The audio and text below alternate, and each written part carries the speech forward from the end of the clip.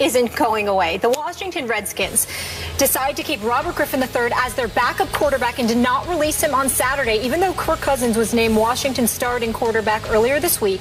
Redskins owner Daniel Snyder and President Bruce Allen want to keep Griffin despite the financial risk associated with retaining the former Heisman Trophy winner.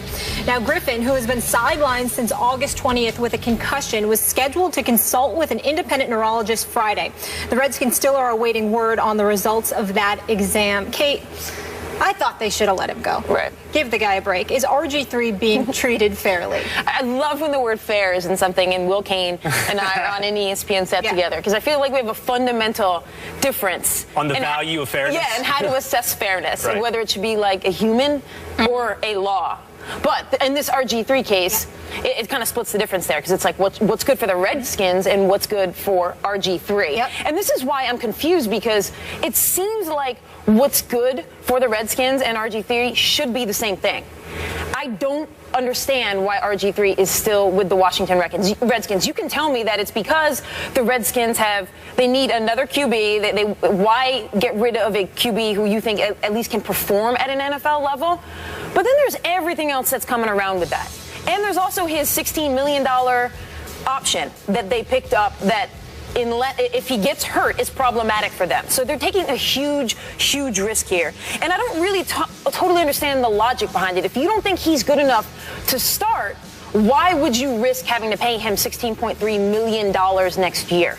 I'm not sure if you think he's not better than Kirk Cousins and possibly not even better than Colt McCoy, why you would put your organization on the line for $16 million. Now, also, as far as RG3 goes, when we talk about what's fair, I would think you would want to find a balance. I know no organization is going to release a player who can benefit them just because perhaps a player would perform better elsewhere, or for whatever circumstances that player would prefer to be elsewhere. I know it's a business. You're not going to do that. But when the balance here is that RG3 is sort of seems to be held captive in that organization over the last few years, and the benefit to the Washington Redskins, I'm not seeing the upside. Why then are you keeping him within that locker room, within that organization? So your argument is that RG3 is being treated unfairly by the Redskins?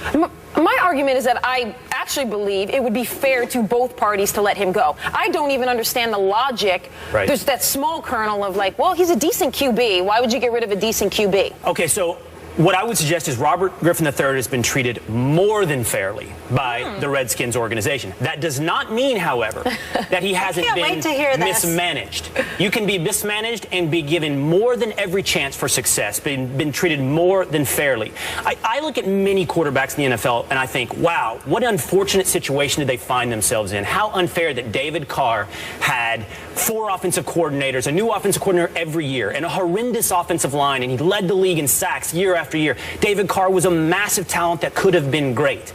Vince Young was a unique talent put into a terrible situation by a coach in Jeff Fisher that did not want him. No attempt to adapt to his unique talents. That is unfair. Robert Griffin III was tailored to, if Mike Shanahan is to be believed. When he was drafted, Mike Shanahan said this was a guy that came out of Baylor that couldn't read a route tree, that couldn't pre-read a snap to see what defensive coverages are. He had none of that at Baylor. So what Shanahan has suggested, and again, if Shanahan is to be believed, they adapted that to RG3. They ran more spread in 2012 when he was incredible. Something happened between 2012 and 2013. He had fewer offensive plays tailored to his strengths, an offense that wasn't as conducive to his talents. What happened? Well, according to Shanahan, RG3 happened. He went to Dan Snyder, and Dan Snyder and RG3 went to Shanahan and said, more drop back passes, more traditional offense. He's getting hit too much. Make him a traditional talent. Shanahan said he's not a traditional talent. We have to adapt this to RG3. And ever since then, whether or not it's been Shanahan's later years or Jay Gruden's years, there's been this effort, because RG3 wants it to be, to make him a traditional quarterback, which does not suit him. So what I'm telling you is he's had offenses tailored to him.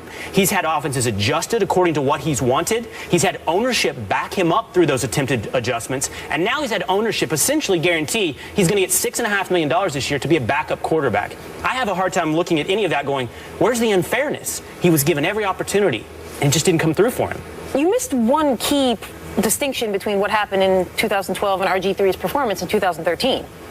Injury? Yeah. An injury that a lot of people would say was a result of mismanagement by the Redskins. Now you have him injured again with a concussion. that a lot of people would point out happened because RG3 was in a game and was placed in the game by coaches and in a position that a lot of coaches would not have put their quarterback. That strikes me as possible mismanagement. The problem with the theory there that Washington has given him every chance is that the only way to prove your theory is to see how he plays elsewhere.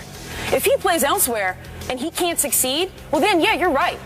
Washington was the place where they gave him every possible chance. They tailored the offense to him. And maybe he just isn't an NFL quarterback.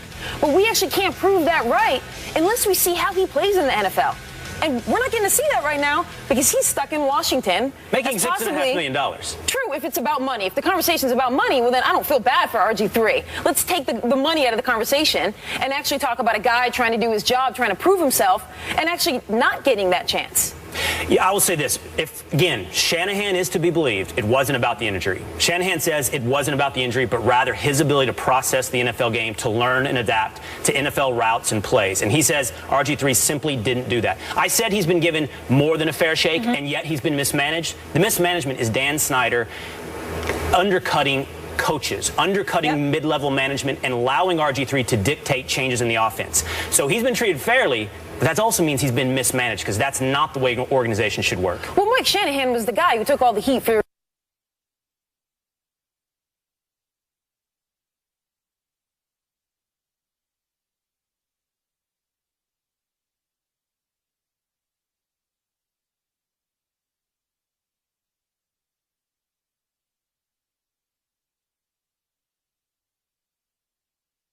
together, okay?